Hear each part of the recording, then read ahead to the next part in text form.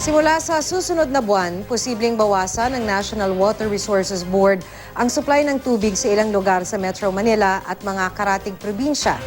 Mahigit 400 bahay ang posibleng maapektuhan nito. Narito po ang aking report. Handa na ang mga drum na pag-iimbakan ng tubig ni Aling Imelda sakaling mawala o humina ang patak ng tubig mula sa mga gripo. Mahirap po maglinis, saka hindi pa po kami sigurado dun sa tubig dahil hindi po siya nawasak.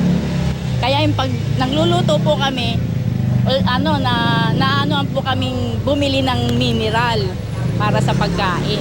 Opo, mas magastos. Kaya ang panalangin namin sana, wag na maulit. Taga Caloocan si Aling Imelda, isa sa mga lugar na ayon sa Maynilad ay posibleng maapektuhan. Tulad ng matataas na lugar ng Novaliches, Fairview sa Quezon City, Valenzuela, Parañaque at ilang bahagi ng Manila, Pasay at Makati.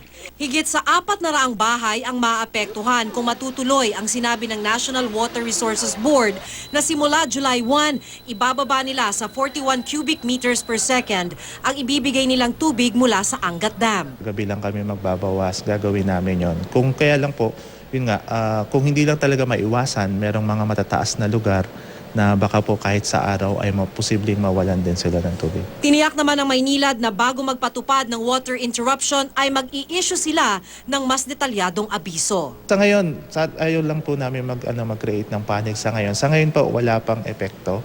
So hindi pa nila kailangang mag-imbak ng tubig sa kanya-kanyang mga bahay.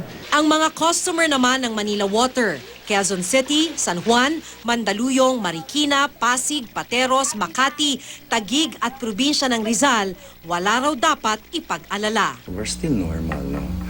At 41 CMS? At 41 CMS. Yeah. Walang epekto? Wala pa.